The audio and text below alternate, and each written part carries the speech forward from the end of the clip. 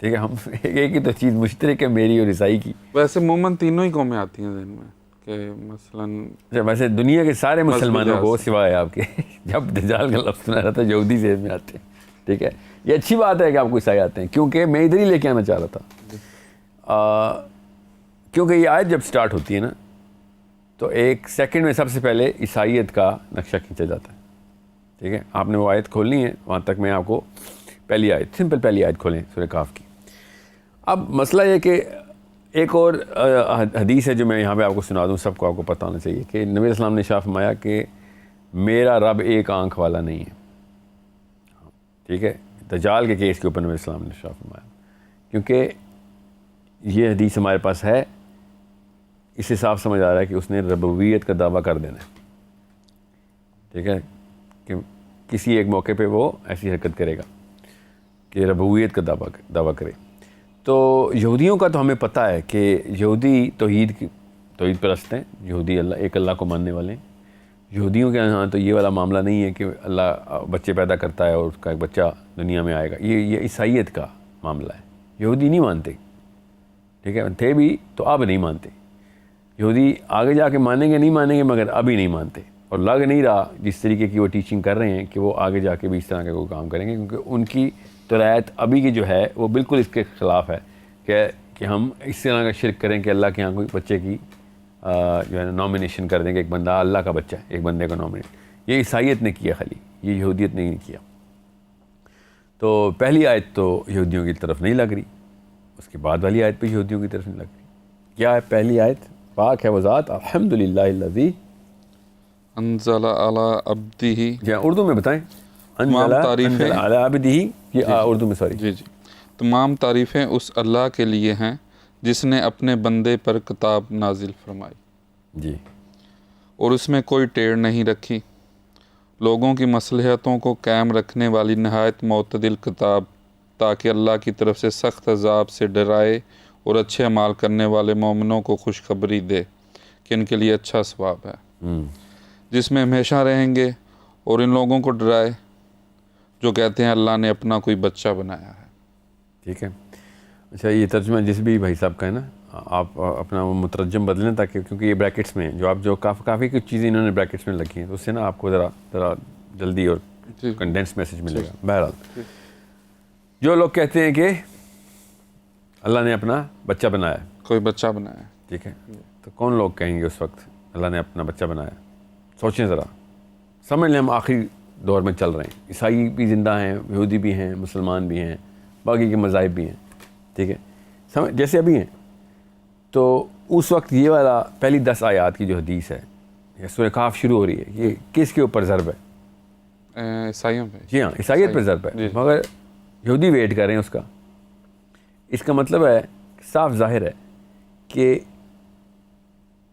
میں بھی اگر اس طرح کی کوئی 2 نمبری کرنا چاہوں کہ دنیا کے اوپر میں نے حکمرانی کرنی ہے، تو میں سب سے پہلے عیسائیوں کو اپنے انڈر کروں، کیونکہ سب سے زیادہ تعداد میں ہو، تقریباً 5 ارب ان اکاؤنٹڈ فور 5 ارب 4 ارب کچھ عیسائی دنیا میں بائی ریشو سب سے بڑا مذہب، بائی پاپولیشن سب سے بڑا مذہب، اور اس کی تمام تر فرقوں کے اندر ایک چیز مشترک کہ اللہ اور اس کا بیٹا.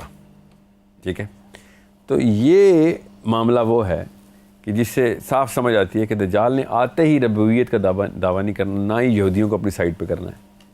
تو ایک کہف کے تھرو میں کوڈنگ کر رہا ہوں، ڈی کوڈنگ کر رہا ہوں، حالات کے اور میتھس کے تھرو سورہ کہف کو نہیں ری انٹرپریٹ کر رہا ہوں، سورہ کہف کے تھرو انٹرپریٹ کر رہا ہوں کہ آخر دور میں کیا چل رہا ہوگا. ٹھیک ہے، جیسے قرآن عربی سکھائے گا، عربی نہیں قرآن کو بتائے گی کہ گرامر ایسے کرو. عربی کے اصول نہیں قرآن پہ لگیں، قرآن کے اصول عربی پہ لگیں گے. سمجھ رہے بات کریں، سمجھ آگے؟ بالکل. آپ یہ صاف بتا رہی ہے سورہ کہف کہ آخری دور میں دجال نے پہلے حضرت عیسیٰ بن کے آنا ہے.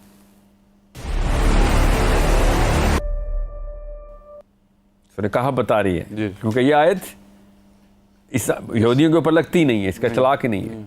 If anything، یہودی بھی اس آیت کو سنا کے عیسائیوں کو سمجھا سکتے ہیں کہ بھائی مسلمان بھی یہ کہتے ہیں، ہماری کتاب بھی یہ کہتی ہے، تم لوگوں نے کیا یہ ایک نیائی شوشہ چھوڑ دیا. اور یہ بڑا ہی گھنونا الزام ہے جو تو اپنے رب پہ لگا رہا ہے کہ وہ بچہ پیدا کر کے بیٹھا ہوا. کہ اللہ تعالیٰ نے یہودیوں کو بھی بتایا, ہمیں بتایا کہ یہ بہت ہی گندا الزام لگاتے ہیں اللہ.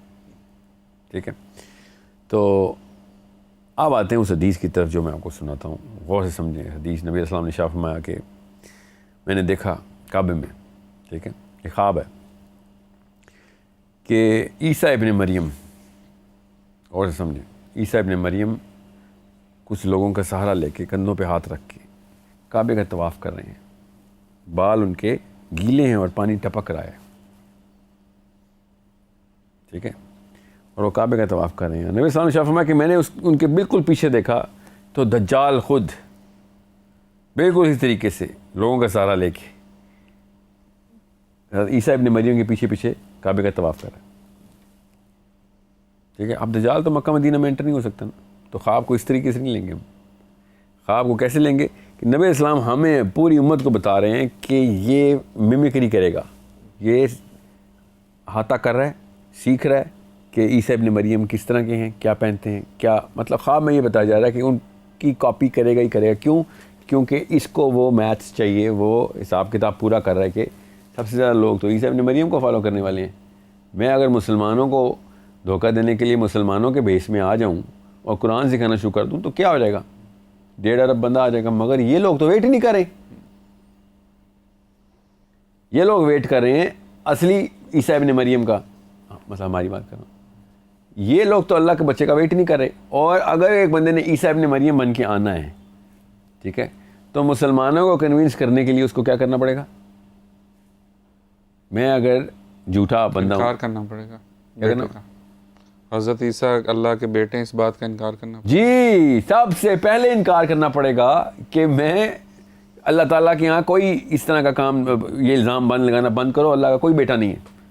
جیسے ہی وہ بولے گا 3 ارب کی فوج ہاتھ سے ہاتھ دھو بیٹھے گا. سمجھتے ہیں؟ یہ غور سے سمجھنے والی بات ہے. تو اگر اس کو بڑی آرمی چاہیے تو سب سے پہلے اس نے اس کلیم کے اندر آنا ضروری ہے کہ میں اللہ کا بیٹا ہوں. عیسیٰ ابن مریم بن کے آئے گا, یہ کلیم کرے گا, تو عیسائی اس کے سائڈ پہ آ جائیں گے, کیونکہ کام تو وہ پوری طریقے سے سمجھتا ہے کہ کیا کیا کارنامے کرنے پڑیں گے کہ کون سی قوم میرے تابع آئے گی. اب مسلمان بھی اس بارے میں پوری طریقے سے اپنا اطمینان رکھ کے بیٹھے ہوئے کہ ہمیں معجزوں کی ضرورت نہیں ہوتی کسی بندے کو ماننے کے لیے.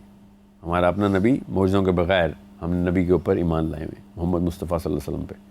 عیسیٰ ابن مریم بھی آج آ جاتے ہیں تو ہم میں سے کوئی یہ نہیں کہے گا کہ او یا عیسیٰ ابن مریم, ہم تبھی آپ کو مانیں گے عیسیٰ جب کوئی مردہ زندہ کر کے دکھائیں گے تو, یا کسی اندھے کو آنکھیں دیکھ کے دکھائیں گے تو. سمجھ رہے ہیں نا؟